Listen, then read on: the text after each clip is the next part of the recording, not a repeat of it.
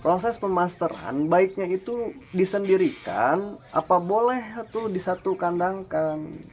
Nah, saya jawab langsung. Kalau sahabat punya sangkar lebih, silahkan dipisah saja.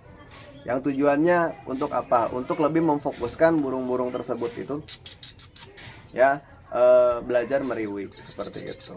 Itu yang saya sarankan. Tapi kalau misalkan memang tidak punya sangkar-sangkar, aduh, alah, asup sahabat, bentar sahabat.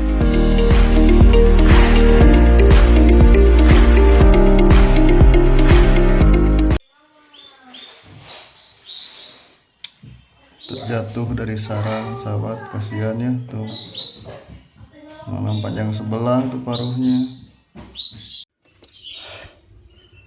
Nah sahabat ya, ini yang saya khawatirkan.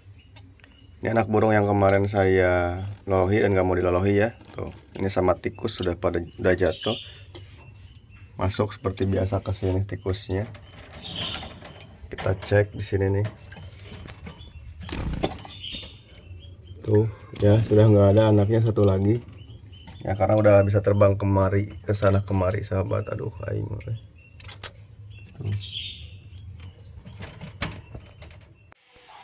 Nah ini sahabat ya, semalam saya ajakin main, saya ketiduran, dia malah ngumpet di ketek lengan saya ya, jadi ketinihan sahabat tuh ya. Ini sedangkan ini saudaranya tuh, 2 ekor lagi.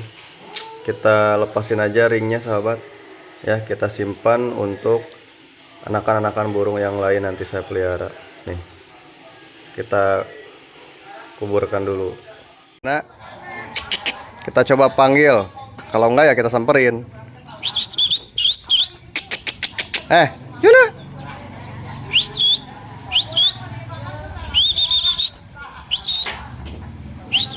Jauh sahabat,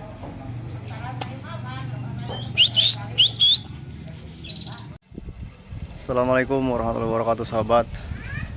Saya lagi nyari si Juna,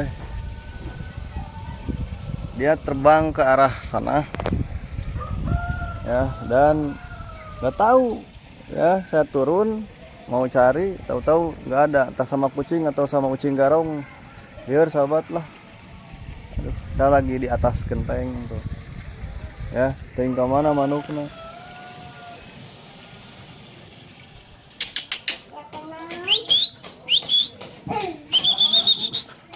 Ini saya nggak pakai lensa tele sahabat ya, tuh di sana tuh baunya sama kucing.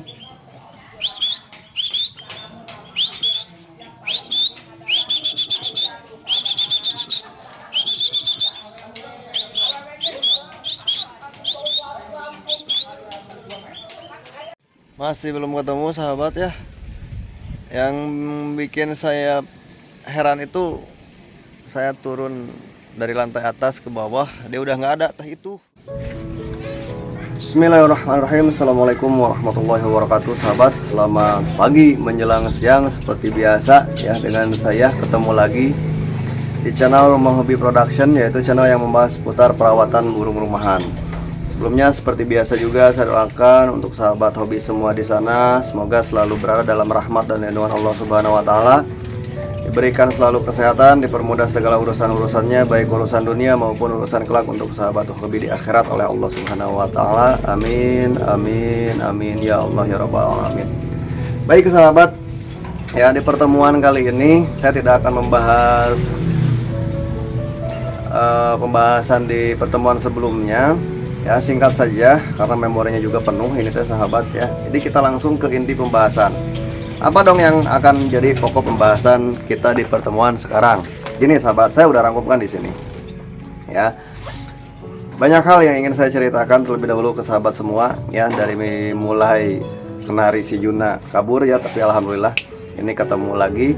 Kemudian dari burung emprit sama tikus ya, entah itu yang sisa 2 yang saya titipkan di burung emprit Jawa, ataupun yang baru ini nih ya, 1 ekor sudah hilang lagi sahabat ya, anakan baru menetas padahal. Nah terus ke burung gereja ya, burung gereja yang sangat disayangkan sekali ya, ketika saya ajak main interaksi, saya ketiduran, tahu-tahunya burung gerajanya masuk ke sini sahabat. Nah, itu ya storytellingnya dan beberapa hal yang sebenarnya ingin saya ceritakan ke sahabat semua ya. Hanya saja karena mepet waktunya ya, makanya kita langsung ke inti pembahasan. Oke, tetap stay tune.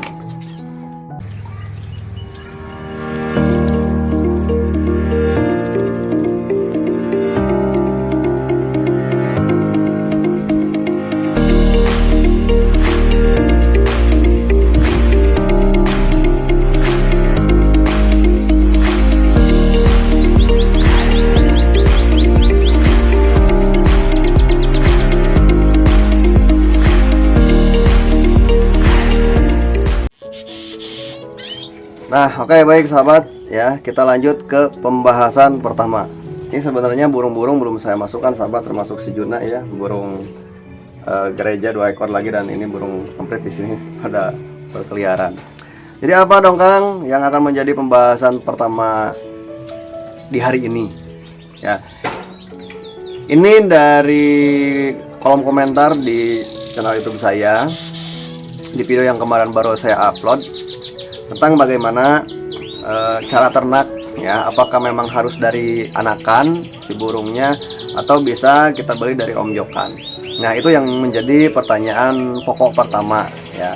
Di sini ditanyakannya, ternak emprit itu apa bisa dari omjok atau memang harus kita pelihara dulu si empritnya dari anakan. Nah, saya akan jawab langsung sahabat. Tolong perhatikan dengan baik ya. Kalau yang saya alami ya, saya pertamanya itu memelihara dari anakan. Ya, dari anakan di sini bukan berarti harus dari lolohan. Saya beli omyok. Ya, ketika burung tersebut itu belum mutasi ke bulu dewasa. Semoga sampai sini paham. Mana si Juna sahabat ya? Takutnya nggak ada.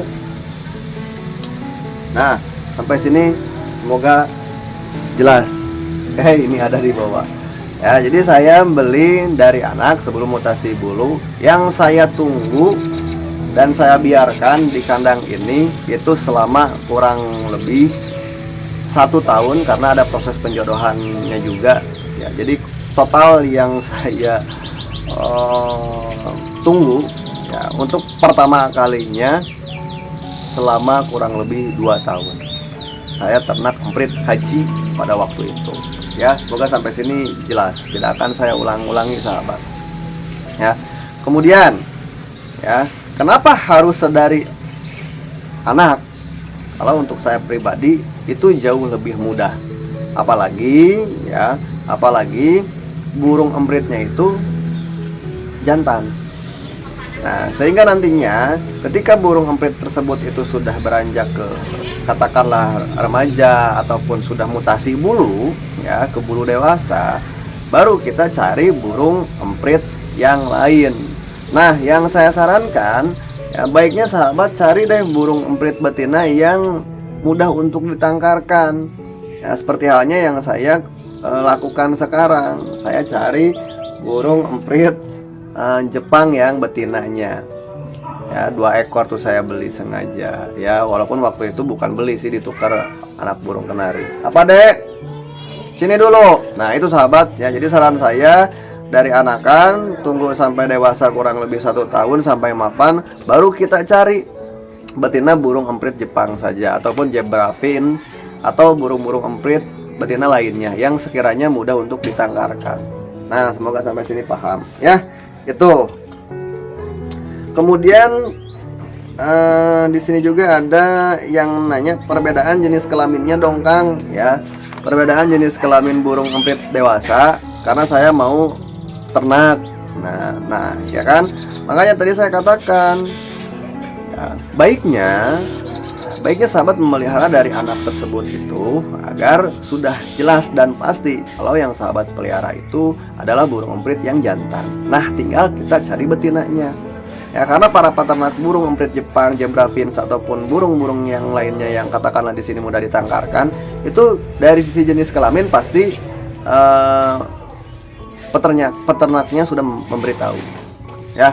Nah, itu makanya Ya, semoga sampai sini paham. Itu dari membedakan jenis kelaminnya agar mudah untuk diternak. Nah, kenapa saya sekarang itu tidak memperjelas ya kan, atau memberikan contoh yang nyata langsung? Karena riskan sekali sahabat untuk burung-burung yang lagi saya ternakan itu saya ambil, saya videokan hanya untuk sebuah konten saja. Ya, itu riskan sekali ya. Dampaknya bisa-bisa nanti burung-burung yang sudah lancar berproduksi ini terhambat ya. Seperti itu. Nah, semoga sampai sini sahabat bisa memaklumi dan bisa memahami.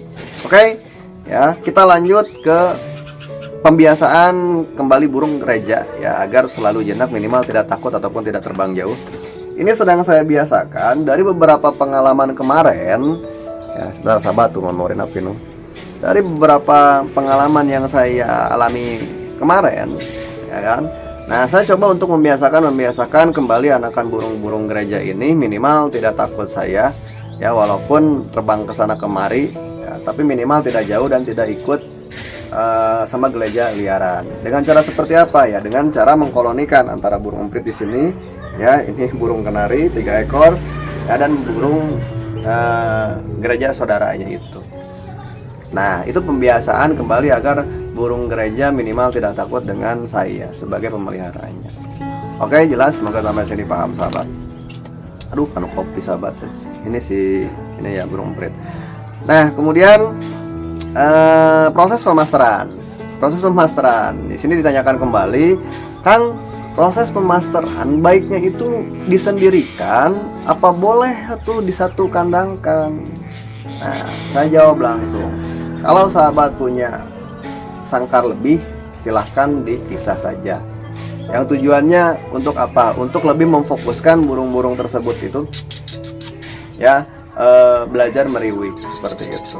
Itu yang saya sarankan. Tapi kalau misalkan memang tidak punya sangkar-sangkar, asup sahabat, bentar sahabat.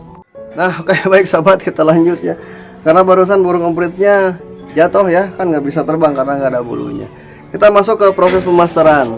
Nah, saran saya tadi baiknya dipisahkan agar lebih fokus. Hanya saja kalau sahabat di sini tidak punya sangkar yang lebih ya, maksimalkan dan efektifkan agar proses pemasterannya walaupun disatu kandangkan itu bisa masuk. Kang, apa bisa memungkinkan untuk masuk? Insya Allah, karena saya sudah mencobanya di anakan burung emprit sekarang. Ada satu yang masuk itu lagi belajar bunyi, masih tidak terganggu dan fokus, sisanya nggak bunyi. Nah, berarti itu sedikitnya mengindikasikan bahwa sisanya betina. Nah, itu salah satu juga cara untuk memprediksi jenis kelamin anakan burung emprit setelah beranjak ke fase remaja. Nah, itu ya sahabat, semoga sampai sini paham. Sebelum saya akhiri ya, sebelum saya tutup ya, saya kasih kesimpulan terlebih dahulu dari beberapa pembahasan tadi. Yang pertama ya, dari mulai tentang bagaimana proses untuk menjodohkan burung emprit, apakah harus dari anakan ataupun harus dari dewasa ya, atau omiokan boleh atau tidak lah, maksudnya seperti itu. Yang saya sarankan, peliharalah jantannya itu dari anakan ya, sedangkan betinanya sahabat bisa nanti cari burung emprit Jepang, zebra finch ataupun burung-burung emprit lainnya yang sekiranya mudah untuk disangkarkan ya, seperti itu. Kemudian ya, untuk membedakan jenis kelaminnya, mohon maaf tadi saya tidak bisa menjelaskan begitu detail dan tidak bisa memberikan contoh hanya sampai saat ini karena riskan apabila burung-burung ini saya tangkap, saya perlihatkan secara detailnya seperti apa untuk kelancaran produksi burung-burung yang saya tangkarkan. Oke, itu sahabat ya. Kemudian pembiasaan kembali burung gereja ya, seperti ini yang saya lakukan, dikolonikan dengan burung-burung jinak lainnya. Yang terpenting burung ini tidak takut ya, dan tidak terlalu kagetan. Nah, itu sahabat. Kemudian yang terakhir, proses pemasteran ya. Proses pemasteran bisa sahabat lakukan menggunakan MP3 ya, ataupun burung kenari asli ya, baik di satu kandangkan ataupun dipisahkan. Hanya saja saran saya itu dipisahkan. Tapi kalau misalkan sahabat tidak punya sangkar lebih, boleh disatu sangkarkan ya kita bisa maksimalkan, kita bisa efektifkan waktu-waktu pemasteran yang sekiranya anakan-anakan burung emprit nantinya itu bisa masuk suara isian burung-burung lainnya, ya bisa burung kenari, burung lovebird ataupun burung yang lainnya. Nah, itu saja mungkin sahabat untuk pertemuan sekarang ya. Saya akhiri, jumpa lagi di channel Rumah Hobi Production di video selanjutnya. Assalamualaikum warahmatullahi wabarakatuh. Dadah.